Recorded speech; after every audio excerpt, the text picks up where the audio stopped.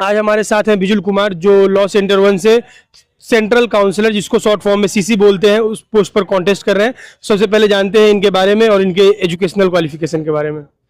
Hello everyone, myself Vijul Kumar.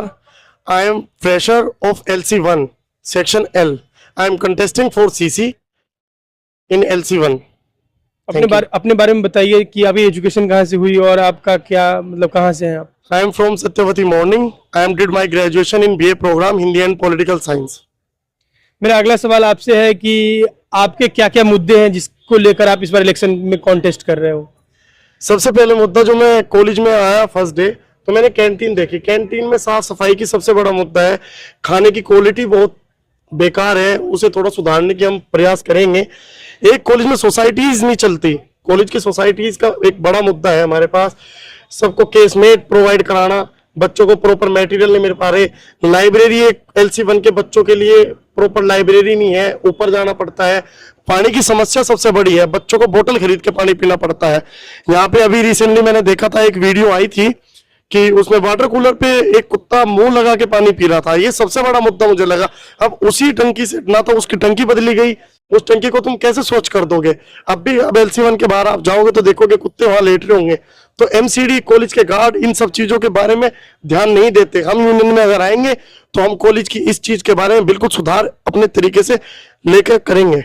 इतने सारे post है, उसमें से आपने सीसी पोस्ट को क्या क्यों चुना और सीसी पोस्ट से किस तरह से आप बदलाव ला सकते हैं अगर आप जीतते हैं तो? सेंट्रल काउंसलर जो पोस्ट होती है, इसे एक तरह से दिल्ली यूनिवर्सिटी स्टूडेंट यूनियन के कोऑर्डिनेटर्स कहा जाता है। LC1 से CC का चुनाव लड़ना मेरे लिए बहुत इंपॉर्टेंट है और बहुत गर्व की बात है। CC चुनाव जो 200 कोऑर्डिनेटर्स होते हैं, वो अपने जो कॉलेज के मुद्दे हैं, अगर कॉलेज का कोई यूनियन के बच्चा कोई काम नहीं करता है यूनियन में आने के बाद, 200 से हमें कोई चीज प्रोवाइड करानी है कॉलेज को, तो हम कोऑर्डिनेट करके 200 से वो चीज बच्चों को प्रोवाइड कराएंगे। 200 कोऑर्डिनेटर्स हमेशा बहुत मजबूत होने चाहिए, जो बच्चों की आवाज को छात्रों के बीच में हमेशा उठा सके। छात्र अगर कोई अपनी बात कहे तो उनके मुद्दों को प्रॉपर तरीके से 200 के जो भी रिप्रेजेंटेटिव्स होंगे, हमारे इलेक्शन अभी चल रहे हैं, हमारे 200 रिप्रेजेंटेटिव्स आएंगे, उनके बीच में अपनी बातें रख सके। मेरा अगला सवाल आपसे है, जैसे कि आप फर्स्ट ईयर में हैं, आपको शायद मालूम होगा इंटर्नशिप जरूरी है और इंटर्नशिप के लिए लोग ब्रेक नहीं दे रहे, लगातार क्लास पे क्लास चलाए जा रहे हैं। ये रूल है कि सेमेस्टर ब्रेक, विंटर ब्रेक या मिड टर्म ब्रेक देना चाहिए, कम से कम 1 महीने का, जिसमें लोग कर सकें। तो इंटर्नशिप की छुट्टी नहीं दी गई है, तो क्या इंटर्नशिप के लिए आप स्टेप लेंगे कि जब भी आप यूनियन में आएंगे, और किस प्रकार से इंटर्नशिप दिलाने में हेल्प करेंगे और इंटर्नशिप क्यों जरूरी है, इसके बारे में क्या कहना चाहिए? बिल्कुल सर, इस बार अगर हम यूनियन में आते हैं तो हम समर वेकेशंस और विंटर वेकेशंस की बिल्कुल मांग उठाएंगे और बच्चों को इंटर्नशिप दिलाने के लिए पूरा प्रयास करेंगे। इंटर्नशिप बच्चों के लिए बिल्कुल जरूरी है सर। अगर पढ़ते पढ़ते आपको प्रैक्टिस करने का और प्रैक्टिकल्स करने का मौका मिलेगा तो आप यकीनन एक बेहतर वकील बनोगे।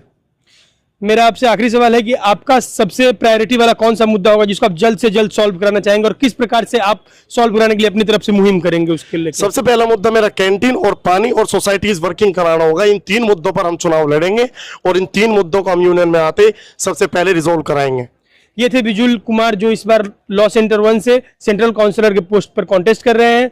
तो आप सभी को अगर इनके मुद्दे और इनकी बातें समझ आई हों और आपको लगता है ये प्रॉपर कैंडिडेट है और ये आने चाहिए इस बार यूनियन में, तो आप लोग मिलके अच्छे से इनको सपोर्ट करें और इनको भारी से भारी मतों से विजय बनाएं। बहुत बहुत धन्यवाद। बहुत बहुत